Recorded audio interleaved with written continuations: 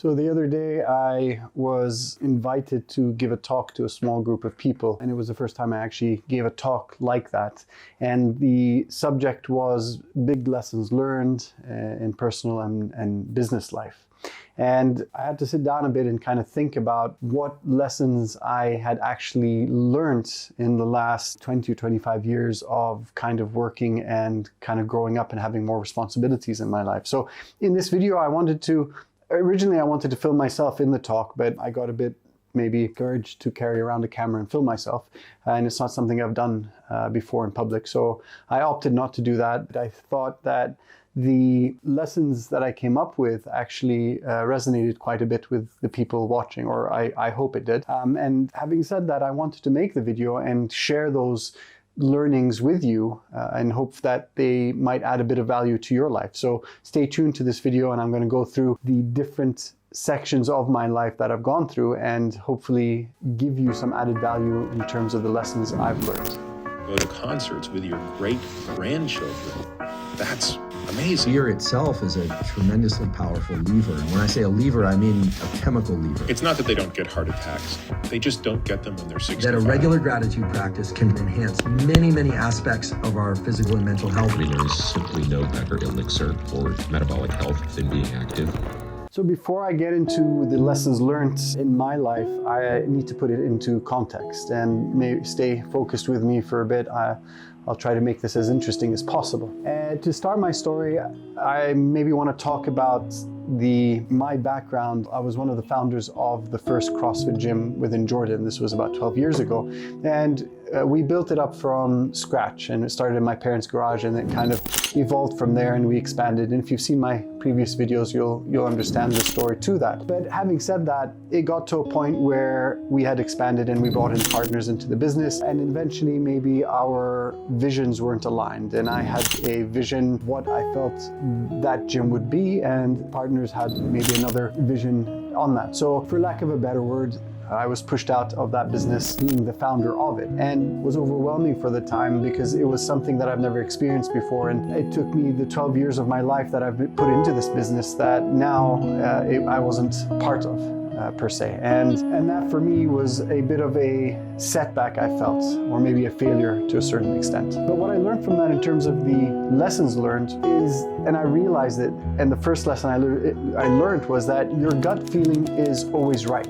And if you've built a business from scratch and it succeeds, then you must understand that the gut feelings that you've had to take certain decisions were always right. And that's what led you to that success. So when people question that or make you question that, you got to understand that it's not them that built that business. It's your gut instinct that pushed you there. So always trust what your gut says and align yourself with the right people around you that have the same thought process as yourself. The second part that I learned from is about passion. And a business will 99% of the time succeed if there's passion within the people that have founded it. And for me, fitness and health is a passion, and it's something I'm obsessed with. I'll keep learning about that every single day for probably the rest of my life. So when you have passion and it goes into the business, that's the only way it'll succeed. Once you hand that over to other people, the passion kind of goes away. The third lesson I learned from this stage in my life was that sometimes you hold people to higher standards and they might disappoint you. And what I mean by that is that sometimes you expect people to act in a certain way, and when they don't, you become disappointed. And it's pushing your values or your ethics or your belief system onto those people. And once you do that and they don't act the way you thought they would,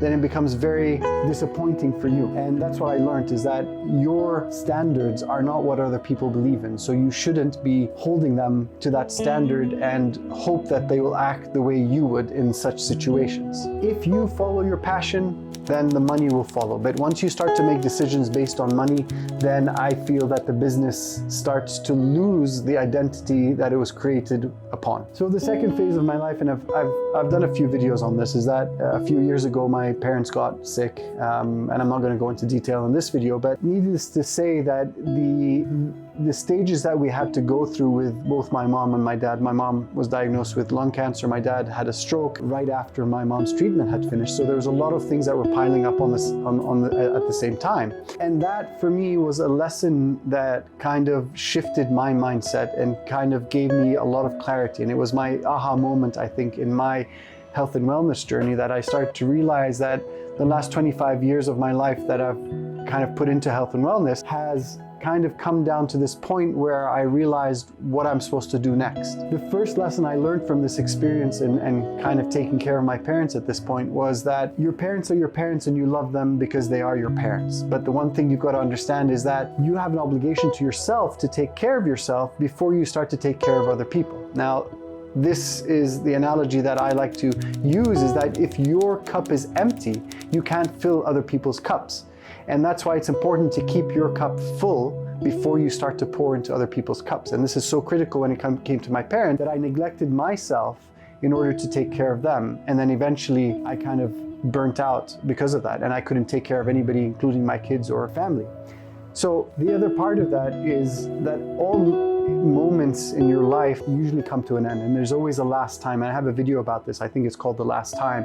And what I mean by that is that going for a walk with your parents, or having a lunch with them, or taking a vacation with them, or spending time with them, or with your kids, or with other people, there will always be that time where it becomes the last time and you don't realize it's the last time. Maybe you see your parents today and maybe they pass away the day after, and it's always going to be that last time. And understanding that last times are there is so important for you to cherish the moments that you're in. I'm not saying you should sit there and stress about that. I'm saying that once you realize that there is a last time going to happen, then you start to cherish the moments a lot more and make an effort to do them. The third lesson that I learned from my parents getting sick was that I knew I needed to pivot and change, but in the back of my head there was something holding me back. And this takes me to maybe the third phase or the third instance in my life that kind of affected or taught me valuable lessons, and that's going back to my childhood. And I struggled in school, realized later on that I was dyslexic, and that was one of the obstacles for me learning like everybody else. And it was a tough period for me because it was in the 80s, and especially where I live, not a lot of people knew what was going on. Having said that, the process that I had to go through to learn kind of changed a lot of things for me in that instance. And what I mean by that is that having a learning disability per se did teach me how to develop tools for me to learn. Now, I knew inside or deep down that I wasn't any different.